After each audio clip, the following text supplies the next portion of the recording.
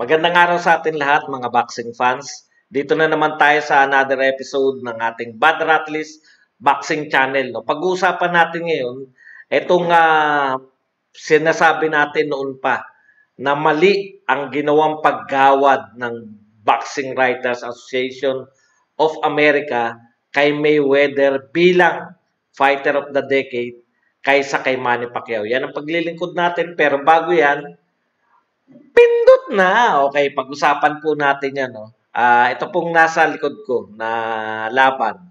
Manny Pacquiao at Antonio Margarito.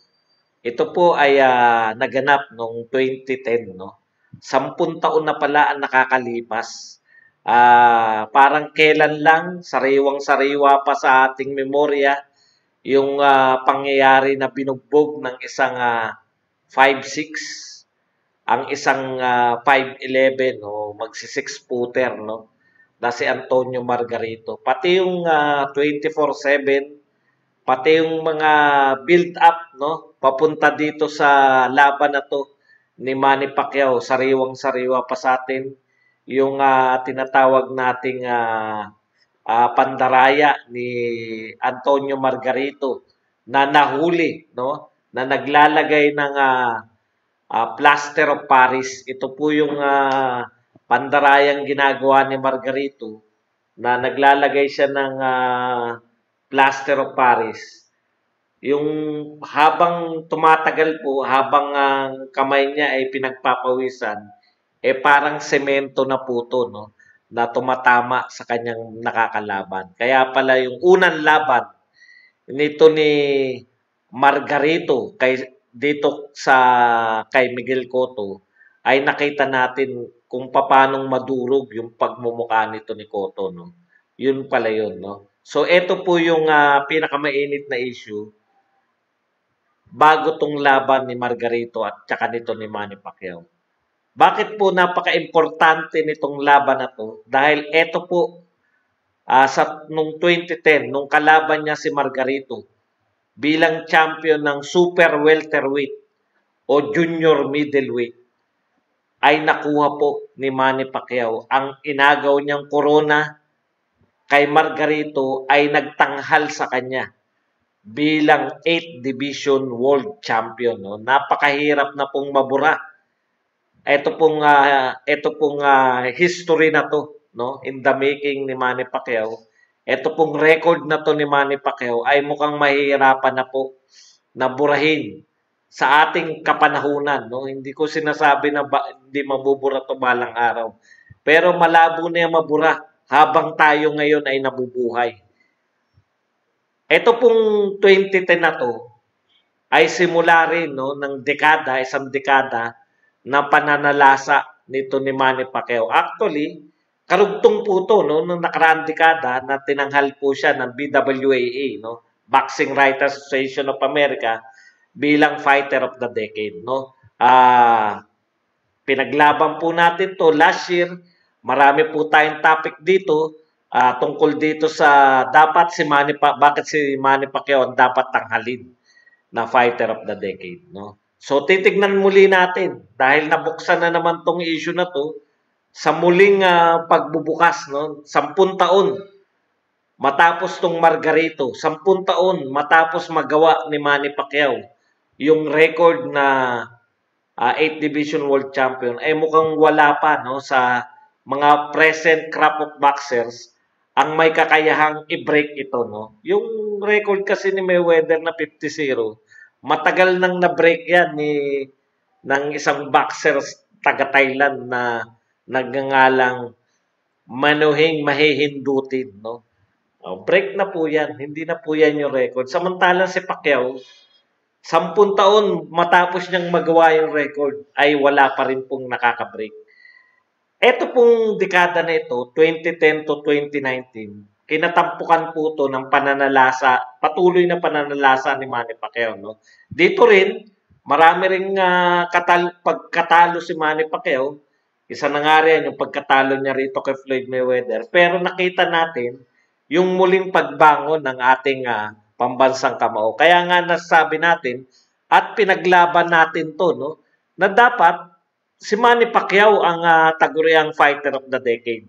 Okay, mula po sa mga datos, ay iisa-isayin natin bakit si Manny Pacquiao ang taguriang fighter of the decade at hindi si Floyd Mayweather. Una po, ang tansya ko dyan, bakit si Floyd Mayweather ang ginawa? Dahil sino ba'y naggawad, no? Boxing Writers Association of America, 'di ba? Yung kumbaga na-realize nila na teka, magba-back-to-back champion. Magba-back-to-back na aawardan natin ng Boxing Writers Association of America ang isang hindi Amerikano, no? Isang Asyano na nagngangalang Manny Pacquiao mula sa Pilipinas. Baka naman na pupwede na tong bata na natin. Total, tinalo naman niya si Manny Pacquiao. Pero hindi po yun yung usapin dun, no? Ang usapin po dito, yung overall brilliance mo sa loob ng isang dekada. Tignan po kasi natin, no, yung record. Yan. Alamin po natin yung record. Mula po rito sa sa Ring Magazine. Ang Ring Magazine po, siya po yung kinikilala na official, no, na nagbibigay ng pound for pound rating sa mga boxer. Pag marami po nagbibigay ngayon ng pound for pound rating, pero ang unofficial na kinikilala ng boxing world bilang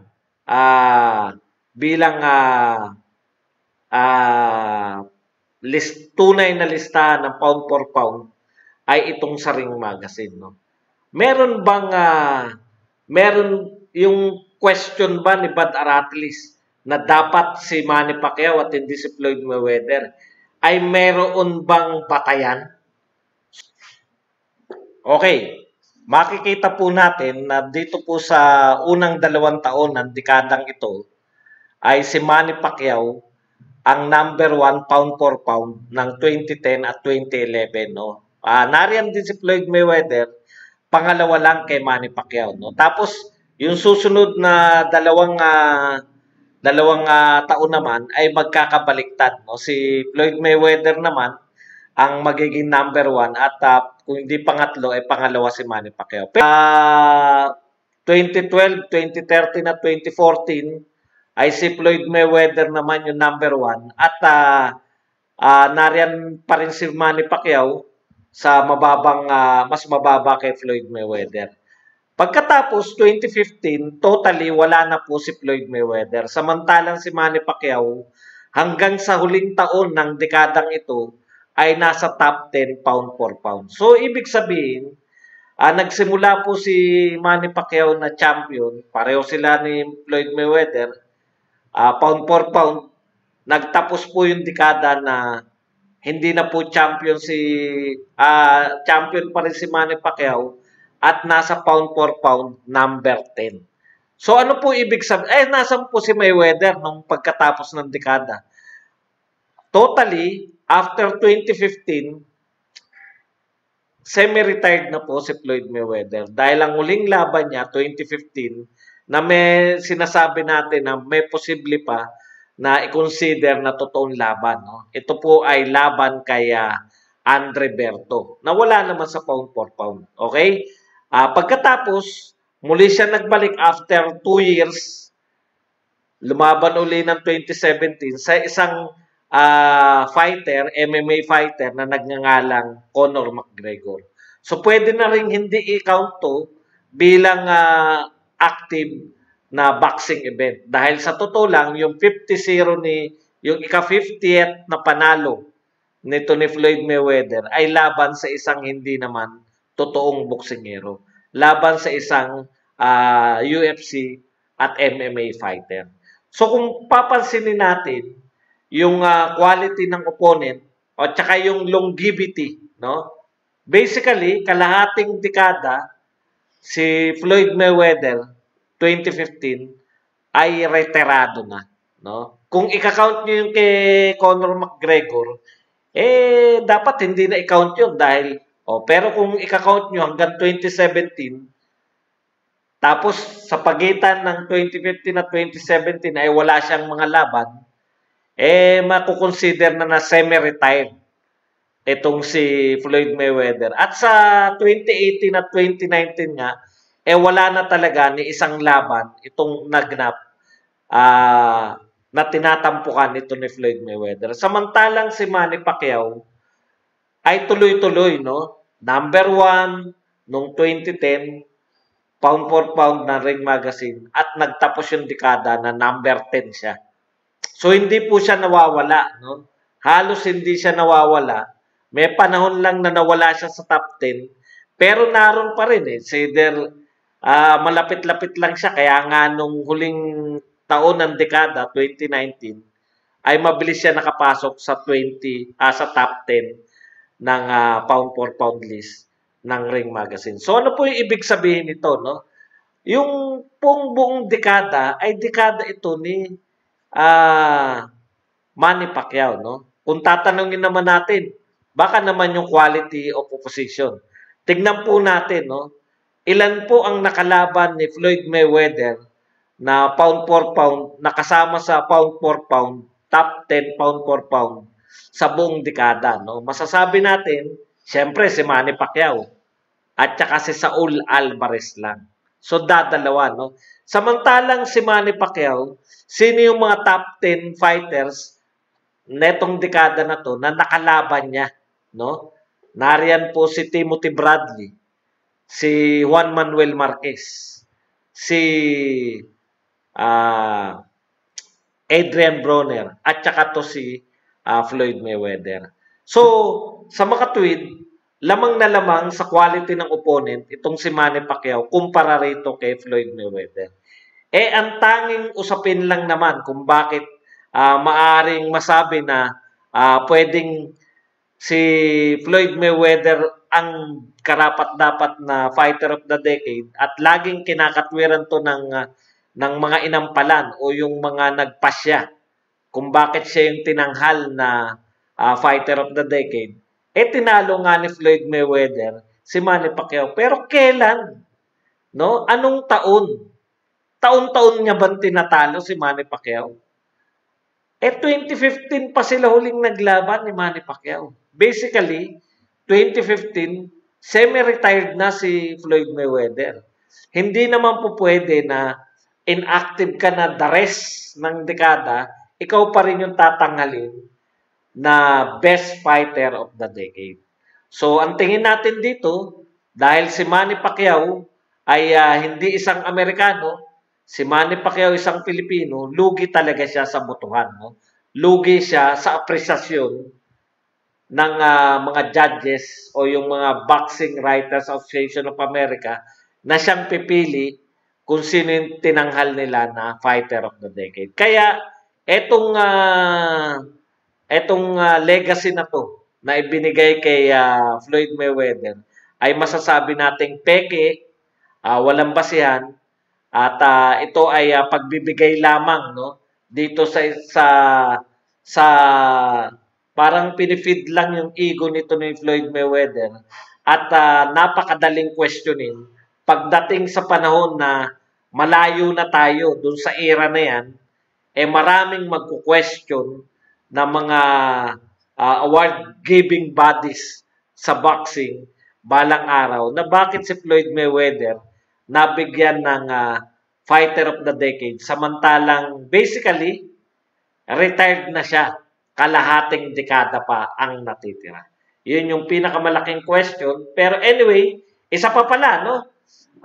Dito sa dekada na to, ano ba ang pinakamalaking mga achievement, no? Dito sa dekada na to, na meron din naman pinakamalaking achievement si Floyd Mayweather, no? Ito nga po yung pagtatangal sa kanya na bilang pay-per-view king of all time hanggang sa kasalukuyan.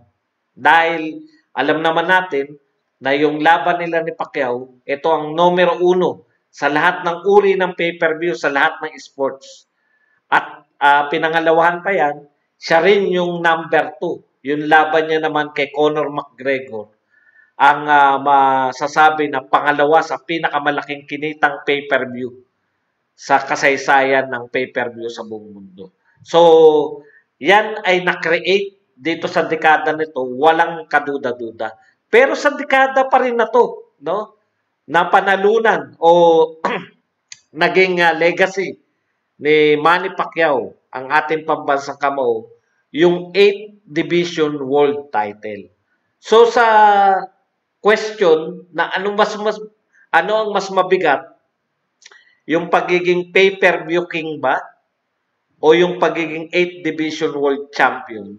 Sa tingin ko, walang kaduda-duda na mas mabigat, no? Dapat pinahalagahan ng mga Writers Association itong legacy ni Manny Pacquiao na 8th Division World Champion kaysa sa legacy ni Floyd Mayweather na pay-per-view king.